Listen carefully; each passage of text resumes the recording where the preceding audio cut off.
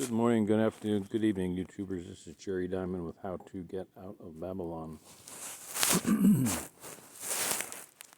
I've been encouraged and discouraged at about the same time, but I wanted to do a video and say I'm going to do a live stream here, Words from the Watchfire, probably tomorrow night, maybe the next night, but in the next couple days, nights, so just be ready for that.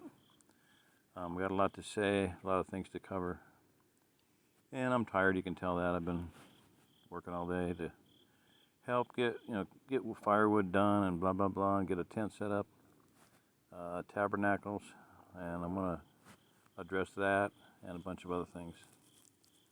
But I want to talk about right now just a real quick little sermonette. I know a lot of people have been discouraged lately. A lot of bad things happen in people's lives that I know, and I just wanted to touch base on that. So the verse came to mind. What does it mean that all creation groans and travail with the sons of God? Okay. If you ever long to be released from your earthly body, to be free from sin and the physical suffering associated with it, then you know something of what Paul meant when he said all creation groans in travail. Come on.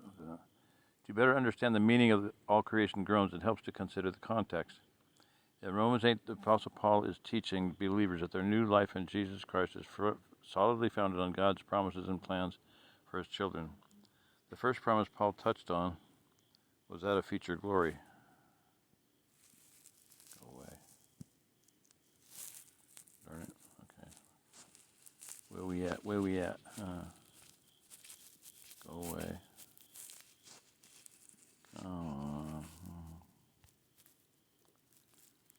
I consider our present sufferings insignificant compared to the glory that will soon be revealed to us. We may suffer now through our journey here on earth, but Paul reminds us that this world is not our home.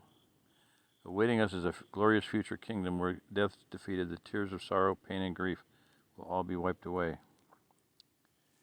Oh, death, where is a sting? Oh, grave, where is a victory? They're gone. They will be gone. The world is not our home. I remember my wife at the time and her best friend at the time, a little girl named Becky Evans, singing the song, "Oh Lord, you know I have no friend but you. If heaven's not my home, then Lord, what will I do?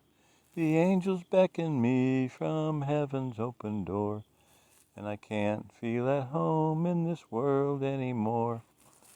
I tell you, this is when we were dating, and they sounded like two angels. And I asked her later, I said if she remembered singing that about 20 years later, and she said she had no recollection of it whatsoever. That was very sad, very telling.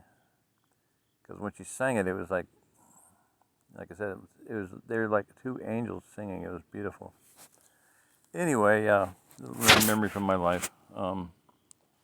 But we have nowhere to go. If heaven's not my home, then Lord, what will I do? The angels beckon me from heaven's open door, and I can't feel at home in this world anymore. And I don't feel at home in this world. I never have for years, for decades, since getting saved, This world is evil. People are selfish, greedy, dangerous, perverted. It's a plastic world. It's phony. People are hypocrites.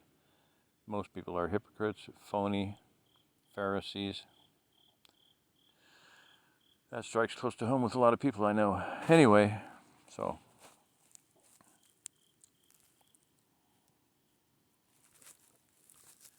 when we firmly lay hold of this promise from God, we can begin to view our current troubles as light and momentary compared to the far greater eternal weight of glory. If we're focused on heaven, Jesus said, "Lay up for yourself treasures in heaven, for where your treasure is, that where your heart be also. Where your heart is, there where your treasure be also." So we should be looking toward heaven and fixing our eyes on the kingdom, not on this world. So many people just focus on this world. They want more things. They want more stuff. They'll steal stuff. They'll hurt you to take your stuff. I've had so many things stolen recently. It's ridiculous. Anyway, people are greedy, selfish. They want to get ahead. They want to, have their own place. They want to steal somebody to take their place. It's very sad.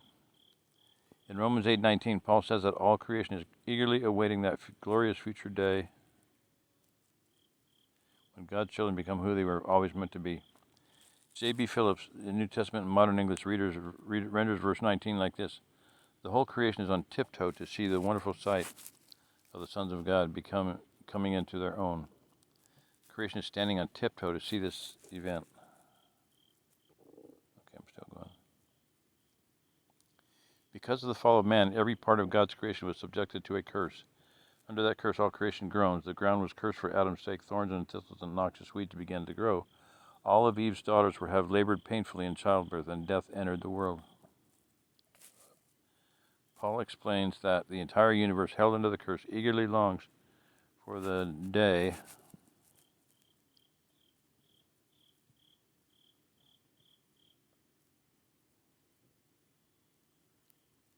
of glorious liberation from death and decay.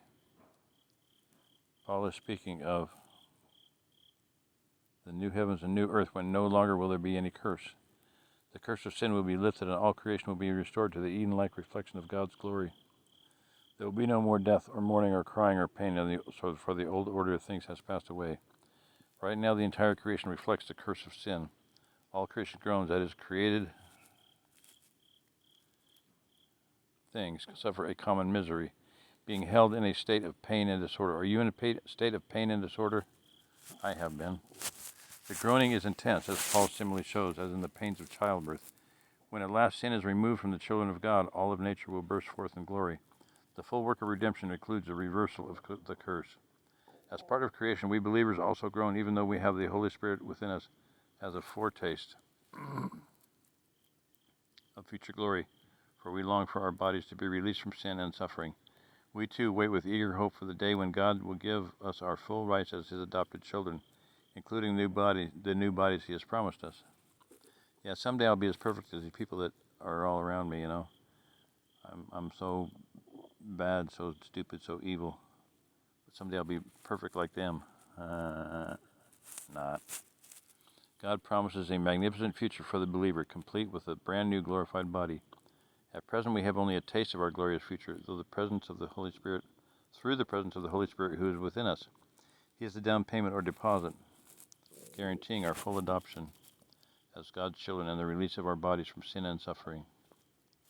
In the meantime, all creation groans. Believers, along with the rest of the fallen universe, travail as a woman in childbirth, longing to be clothed in their heavenly bodies.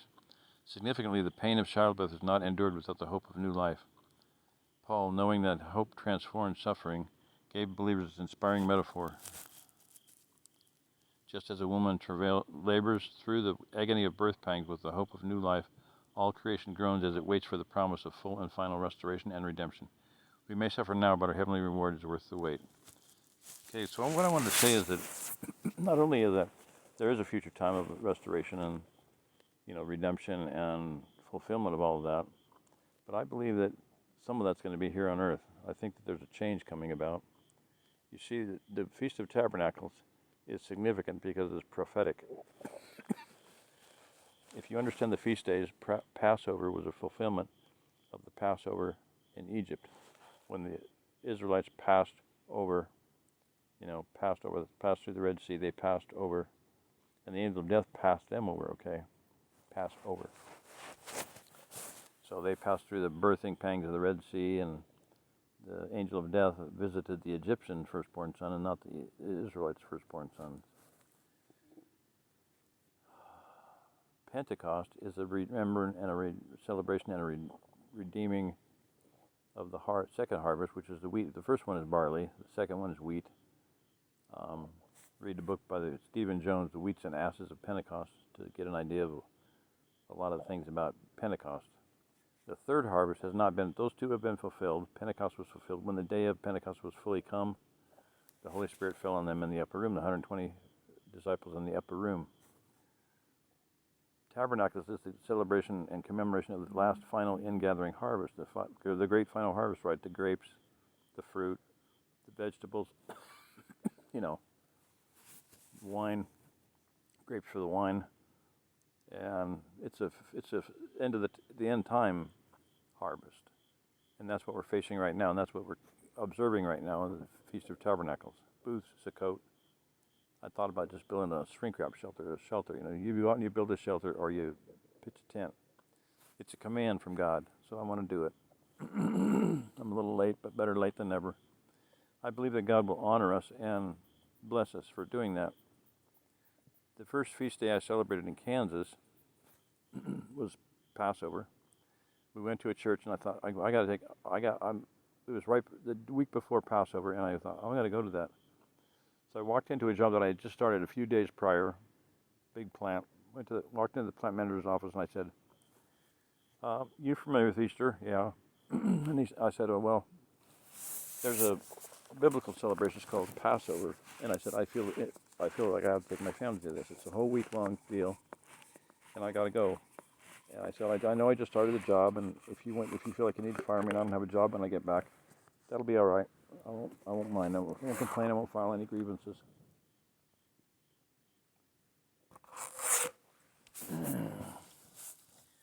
So if I'd have stayed and worked the job all week, if I would have worked full time, I would have made about $330. That's what I was making. I came back with $400 cash in my pocket.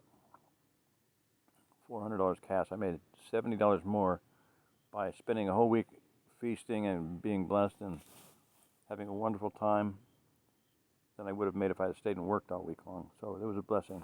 And I believe that God will bless us no matter what schedule you keep, no matter what calendar you keep. If you will observe the Feast of Tabernacles.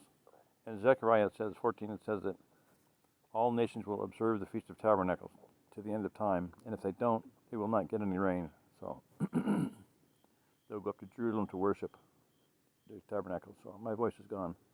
I got to quit. Okay, good night. God bless. I just want to get this out there. I'm going to be doing a live stream in a day or two. I'll try to put out a notice. I'll try to put out, however you do it, a pre-screen letting you know. Okay, bye-bye. God bless. What is that scripting in? Weird. All right, bye-bye.